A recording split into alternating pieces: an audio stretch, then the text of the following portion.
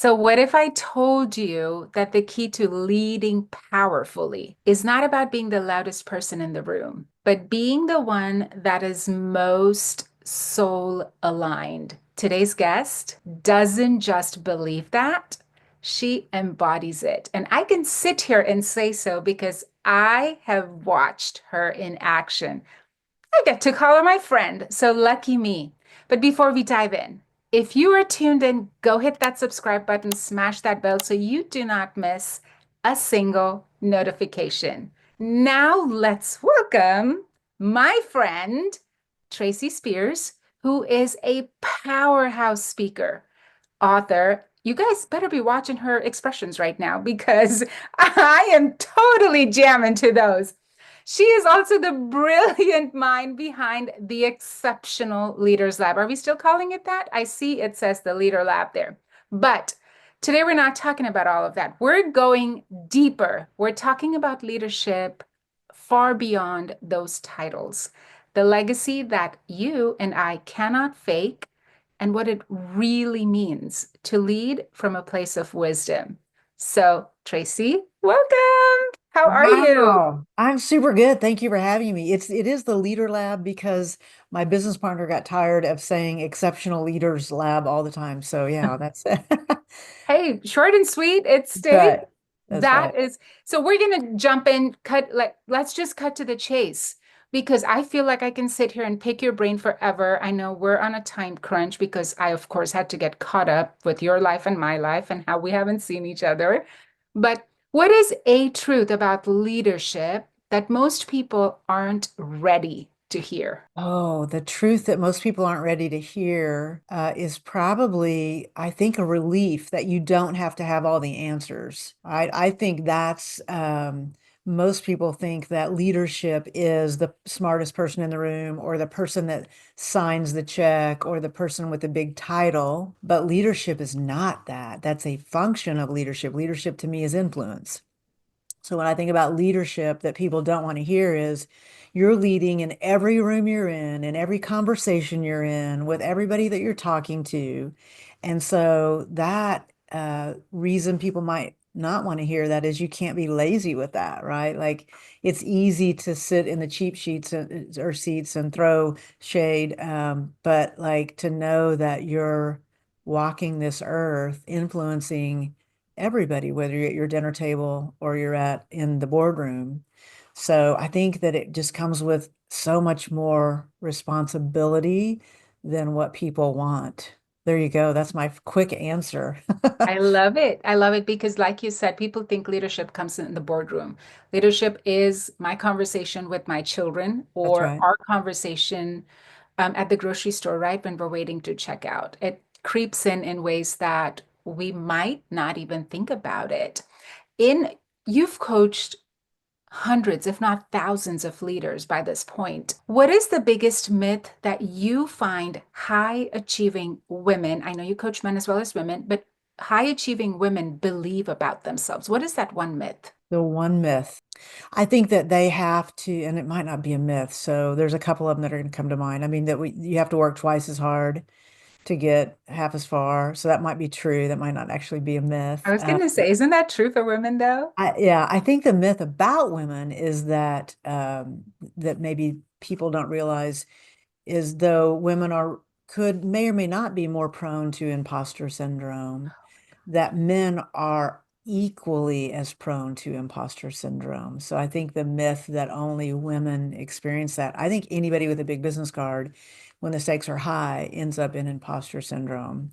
And I think the other myth about, so I'm giving you, you said one, I don't even know if I'm talking about myths, but I'm just going to just riff with you, is that women are too sensitive and that that's a liability.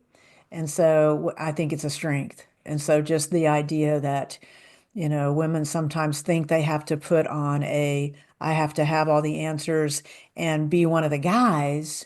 The truth is that's actually the superpower for women. The differentiator is that they know how to ask better questions, that they are actually better at engaging their constituents, that they are better at involving and getting buy-in and making people feel important. So those are a few things that come to mind. What would you say though? Because listen, you have introduced me and yes, but I sat at Oxford and watched you stand on stage and you're an amazing leader in your own right. So you need to jump in here with me. What do you think is the myth? I'll get to that in just a second, but as you were talking, the one thing that came to mind is when you said, like, women, we think, they're sensitive and that's a liability, and it's not. And a prime example of leadership between each other as friends, we met at Oxford when we spoke at Oxford. Right. And that was a very dark period of my life, you know this. And we were two strangers. We had just met because we were sharing this stage that day. And I That's right. remember afterwards, we got photos done and we went out to the pub. We were shopping, I think. And we started to share our lives with each other. And I teared up. And the one thing you said to me was, "It's okay. Go ahead, cry. I'm a safe space." And Mhm. that has stayed with me because, I mean, what did you care? For all we knew, our paths wouldn't have ever crossed again. Thank God we stayed in touch. That's right. But absolutely. But yes, that biggest myth that I think we believe about ourselves as women is high achieving women is the empathy and the sensitivity. I have always felt like it was a liability. I always felt like I needed to have armor around me just so I could be one of the guys. And nothing could be farther from the truth. So I think you hit that nail on the head. Well, may I caveat that comment though? Because I also do believe, what men or women doesn't matter, that there's a difference between emotion and passion. Mhm. And that sometimes, I'll give you a quick story. I was in an organization, a turnaround CEO comes in, Steve. Steve is, I'm the MC for the all company meeting. We're running overtime, and he comes to me and says, "We're going to have to cut some part of the agenda, and we're not going to give your team their award." And I lit myself on fire and became super emotional because I was like, "You can't do that," and I did. I let my emotions overtake me, and so he said, "Okay, well, of course." And so I gave the award, and afterwards I go to him and I said, um, "Gosh, I'm so sorry, Steve. I'm just really passionate about my people."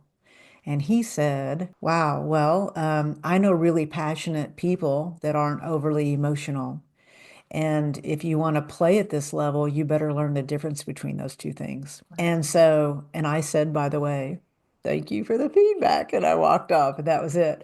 So I do think there are times when, and I hate even genderizing this, but when sometimes women aren't as good at staying steady when they hear like some news that the amygdala gets triggered so quickly. So I do think there are times when emotion can hurt you, but for the most part, I think emotion can help you. But I don't know why I felt called to tell you that, but there you go. Yeah, no, well, thank you. I love that. Emotions and passions and just kind of being able to keep those two where they belong. If we cracked open the real behind the scenes of your personal leadership journey, what is one defining moment that stands out to you that changed everything? There's two. I just told you one, by the way. There's one that happened very early in my career, and I was a sales trainer by trade, so I was a sales manager. And our office, I was just managing an office, and I was looking to be promoted. And our office was there was like 140 offices, and we were top five office. And so Steve, a different Steve, was coming to Tulsa to promote me. I think that's your generic name. You're going to I talk know it's about kind of me to somebody and go, "My friend Steve." isn't that funny? Two Steves are telling my worst part of my leadership journey. And so he comes to the office, and my whole team is there because I have told them, "We've done so great. I'm going to be promoted. We're going to be, so like, and they're ready to celebrate." And he can tell that everybody's kind of buzzing. And he walks into my office, shuts the door, and he says, "Listen, I want you to know right now, you are not going to get promoted." And I was like, just devastated because everybody's out there ready to go. And he said, "But I'm going to tell you that someday I will come back and you'll be promoted. But the reason you're not going to be promoted is because though you're a top five office, you're doing all of the work. Your average sales rep's production is lower than the company average. And so until you can start leading and quit doing, you're not going to be in a leadership role. And so that was, I to this day, I'm still telling that story. It's 30 years ago. But that day is when I realized, oh, leadership is not about me. It is about my people. It's about what they can do. And I don't care what anybody says about their leadership. The question that I want to know is what are their people thriving? Are there people playing bigger? Are there people leaning in?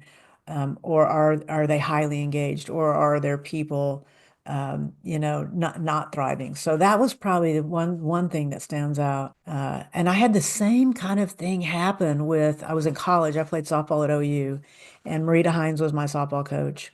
And so early just the short version is I hit a ground ball and they threw me out at first base. Again, I wasn't a great hitter, and I'm running back across the field, and she grabs me and she says, "Spears, what's wrong with you?" And I said, "Oh my gosh, I know, coach. I like sometimes that ball looks like a basketball, but it looks like a beat, I'm so sorry. I'm like apologizing because I can't get a hit." And she goes, "What?" She goes, "I don't care if you ever get another hit. What I care about is when you get back over on that bench, what you say to your teammates, and you quit thinking about yourself and you start thinking about everybody else. If you're going to lead this team, that's what you need to be doing." And that was also another, quit thinking about me. So I've had a lot of those. I think I was very That's amazing. self-focused. Yeah, elevating those that you are actually leading, which takes me to the question, what is the difference between being liked as a leader and being respected as a leader? Well, I know what the difference is, but how do we stop choosing the wrong one? I mean, Yeah. it's you obviously want your team to like you, human Yeah. Well, basic need. your focus when you want to be liked is on you. Your focus when you want to be respected is on the whole team. And so I think and I spent way too much of my career wanting to be liked. I was terrible at initiating conversations that needed to be had.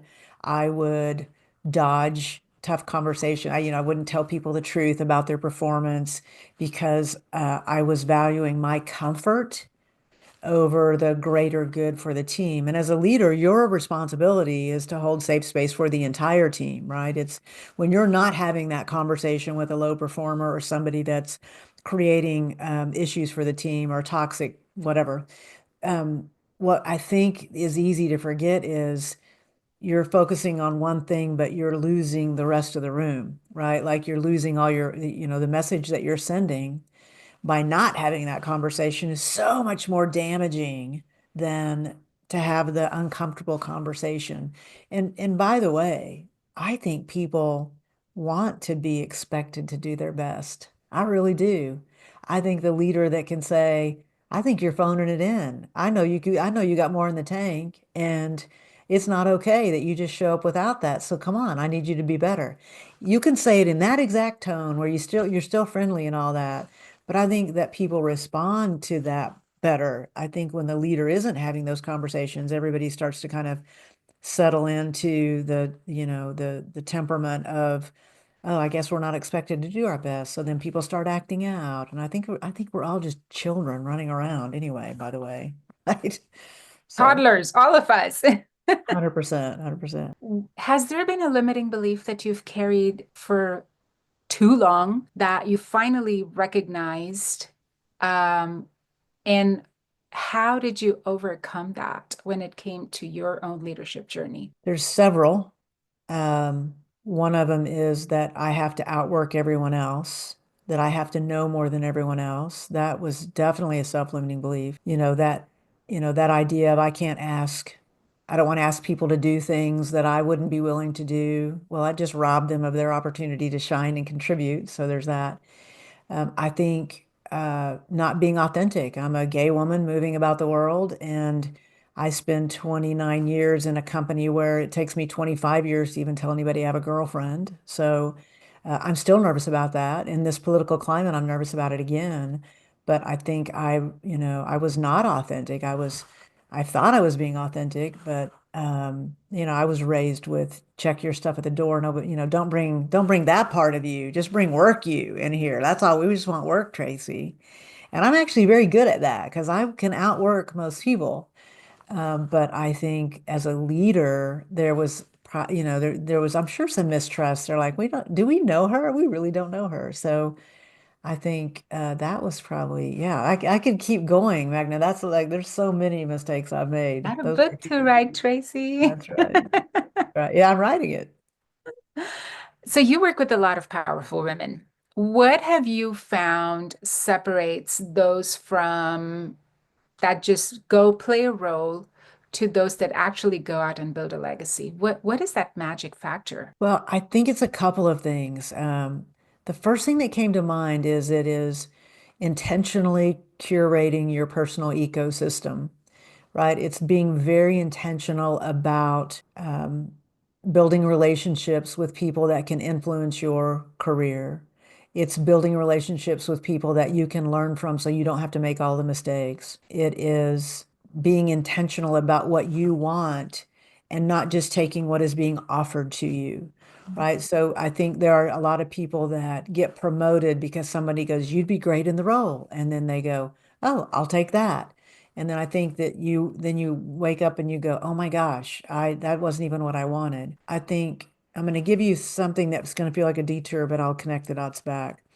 I think that also women have a tendency to take on more than they need to. And so the legacy becomes being a yes person, and that has a limited shelf life and a high burnout rate. And I think that the women that I see that say have a to don't list, they're like, no, no, no, I'm not going to be an easy yes. I know what my value is.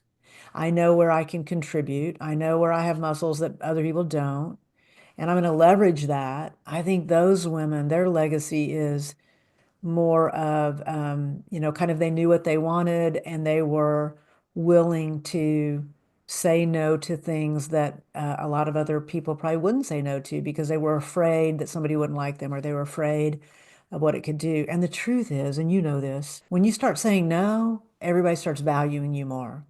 When you're saying yes to everything, you're an easy yes. You get all the shit work, right? You get all the, you get all of the, and then this is the secret that nobody knows. You and I know. That person that's saying yes to too many things, that is trying to keep 100 balls in the air instead of figuring out which five they shouldn't drop, is the person that doesn't get promoted because we can't hire the three people it's going to take to replace her.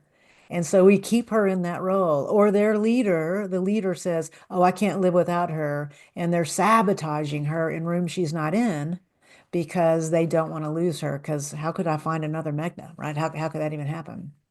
So those are a few things that came to mind. That's awesome. That is amazing. I talk a lot about leading from your wisdom and not from your wounds because we all have that trauma, no matter what we call it. For sure. How do you how if I were, a client, if you were coaching me, how would you teach me to recognize the difference between the two? Well, between wounds and what was the other one? I got stuck on Wisdom, wounds. wisdom. Yeah. Uh, I think the difference is I'm going to, one is a low vibration, one is a high vibration. I think one makes you feel good and the other one does not. I think if you could pay attention to that feeling that you had at whatever that thing is that is presented to you. If it's exciting to you, then that's more from the wisdom, like, oh, I know I can do this. There's a confidence piece to that. Anything that you are afraid of, there's a very good chance that you're talking about from a wound, right? That there's the body holds all the information. I think that when that moment happens and you shrink instead of saying I can do this. And by the way, that reminds me to mention this, imposter syndrome, which nobody likes the term. I don't like the term, doesn't matter. But you know exactly what I'm talking about. You're supposed to have imposter syndrome. The goal is to not have imposter syndrome, because if you don't have imposter syndrome, then you probably don't have any self-awareness. But to normalize it and say, "Oh, I'm going to do something I've never done before." That's growth. That you have to do that. And then once you're good at it, then you have to integrate, oh, hey, wait a minute, I really know what I'm talking about. So now it becomes part of your body of work and becomes part of your confidence.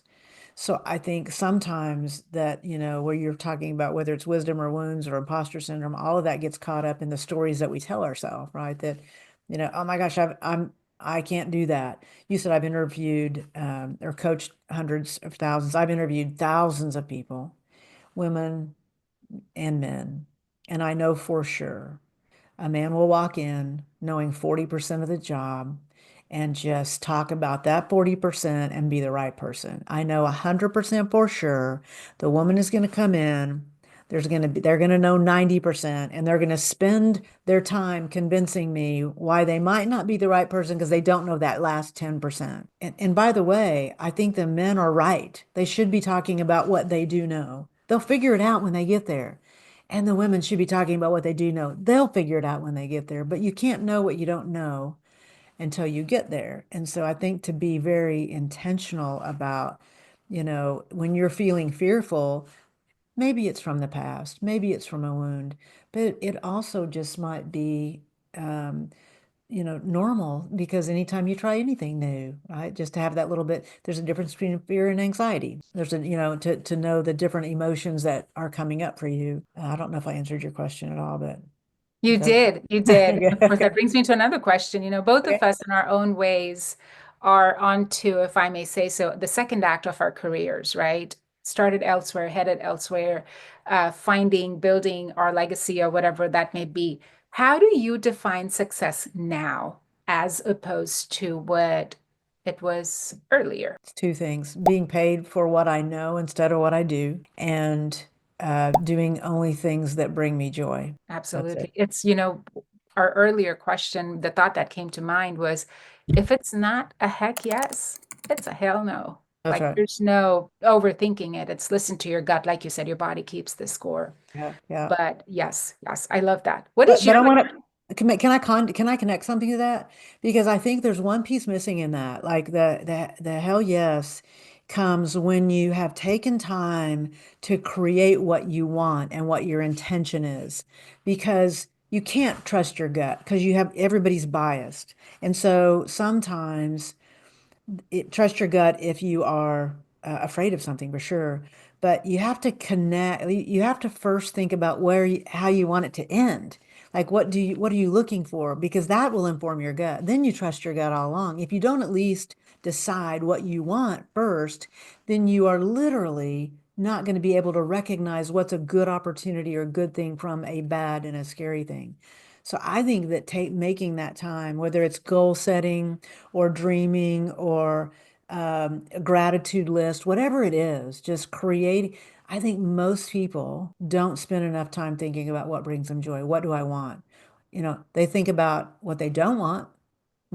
I'll test this on you. I think that I'm going to do a talk where it starts with this. You get to the end of your life, and here's the big giant joke. Whatever you believe is next, somebody's there. Whoever it is doesn't matter. And they say, Magna, I gave you everything you thought about with any intention. And the question is, did you think about what you did want, or did you think about what you didn't want? Because the context is, if you're thinking about what you don't want, that's what you get. And so exactly? just to know that you're I just think we're co-creating everything that happens with our thoughts. And as I remind myself, I mean, you literally cannot believe everything you think. Oh my You gosh, can't. yes, You can't. yes. And I'm constantly harping to my girls the same thing. They're like, Mom, you're always talking about it. But yes, you are manifesting your thoughts. That's right. Manifest what you do want instead of, I don't want to get sick. I don't want to get sick. Well, guess what, honey? You're sick tomorrow. Your throat hurts. 100%. So, yes, I completely agree.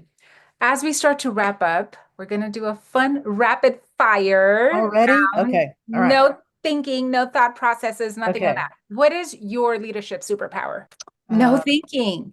well, Uh, I think my superpower is to create a safe space, and thank you for saying that earlier, where people feel that they can say the thing that needs to be said, whatever that is. Like it's, I don't, even if I think I know the answer, I think early in my career, I was not good at giving you the time to get on board or get comfortable with it or to create buy-in. I think I was just, this is what you need to do. And I think now what I would hope is that you would feel that people on my team, that they had a voice in that, whatever it was, that they were considered. That would be it. A book every woman leader should read. Do you know how many books are on my mind? What exceptional leaders know would be nice. Just kidding. I love, okay, I'm going to go with this one. Thinking in Bets, Bets. It's by Annie Duke. She's a poker player and she talks about objective decision making. And do you want me to tell you more about it or do you just want me to leave it there? Yeah. Oh, no, of course. Okay. Yes. So she talks about, she has two books. The other one is called How to Decide, but it's about when you make a decision and it doesn't turn out well and you go, oh, I made a bad decision. Or you make a decision and it turns out great and you go, oh, I made a great decision. And neither one of those are true. That's actually resulting. Resulting is looking at the result and deciding. But to go back and go, when I made the decision with what I knew and context the way it was, I made a really good decision. And she says that luck plays a part, like that something you couldn't have ever anticipated, but that women in particular will lose all of their confidence because they look at the results of their decisions. And so it has helped me so much as a leader to do two things. To one, to say, oh, well, I made a really good decision at the time, but it also has made me better at asking questions so that when I make that decision, I did have as much information as possible. There you go. Well, I guess I know what I'm What's your reading this answer? weekend. What's your answer? What would you say? Honestly, the book that I recommend at any point, and I think it's true for most of us, is based upon what's going on in my life currently. Okay. At this point, I would say it would be the book Hello Fears by Michelle Poler. Okay. Do you know about her? I don't. She did the 100 Fear Challenge. She went viral for that. 100 days of doing different things that Nice. she was afraid to do. Little things like dancing in the middle of Times Square to jumping off of a cliff or doing whatever. And it's so apt for me right now because I'm in the middle of a huge transition, getting into what I call my second act. And I have sat on it for months. So this book is where it is for me right now. But it's a great book. We love it. I assumed that this has already been said, but anything Brene Brown does, Yes, everybody yes, can read. So Dare to absolutely. Lead, Daring Greatly, all the things. So all of that has to be in there as well. Yes, yes. If your legacy had a billboard quote, what would that be? Best possible outcome. It would just be hopefully, like I'll tell you my three mantras. Possible outcome, which is I offer that as a way to get yourself out of anything that's any kind of negative loop. You just go, oh, I'm just open to the best possible outcome here. So it's an immediate transition. It's also like if I were dead and there's my legacy, I'm hoping for the best possible outcome, whatever that means to everybody. Let the mud settle so the water can clear. I've made too many decisions emotionally in my life, and I look back and go, oh, if I could have just waited just a little bit. So I think that one's one. And time will promote you or expose you. So those would be my three, and I believe it to be true that Tracy you can Spears just dropping it hot. She's coming in hot there with all of those quotes. I love it. I love it. And before I let you go, what does leading with soul mean to you? It means that you are using all five senses, that you're 100% present for the people that are in your life, that you are connecting at a deeper level, that there's whatever's being said is is an outcome of something being felt. And when a leader can get to, I hear what you're saying, but what's causing that? Like there's the thing that I think we're talking about, but the thing beneath the thing, what's driving that? So to me, leading with soul would be that the leader wouldn't be lazy and get triggered by a behavior that they're seeing, but they would get curious and go, wonder what's causing that, and wonder how I can help at that level instead of just t talking about the outcome. Uh, yeah, that's what I think. I love it. I love any final words. You can tell I don't want to let you go. I Any know. final words? I'm sad it's over. Yeah, I would want, here's my final word. I don't know if your listeners know what a big deal you are. So like no, straight up, like I met you and you're right. You know, it was a random, would we know each other? But of course we're going to be friends. Of course I'm going to know you. And I said to you when I first saw you, oh, you're like the best friend I never talked to. It doesn't even matter. Like there's some connection to you because of how you're vibrating or whatever you want to call it. But I'm a huge fan of yours, and I appreciate that you would invite me on here. And I'm just thrilled Thank that, you. yeah, I'm thrilled you have a podcast that you're influencing a bunch of people. So that's what, Thank you. I truly, truly appreciate that. I still have our Manhattans in Manhattan pending. We keep talking about that. We'll make it happen someday. But thank you for coming on. Thank you for spending time with me. It's always a blessing to be able to connect with you, and I'm sure our listeners, viewers are going to feel the same. I will drop all of Tracy's social media handles, ways to find her. Follow her on TikTok. She is amazing, amazing. And if there's anything that she can help you with, I would speak for her. I know she's the right person to go to. So go follow my friend Tracy, and thank you so, so much. It was a pleasure.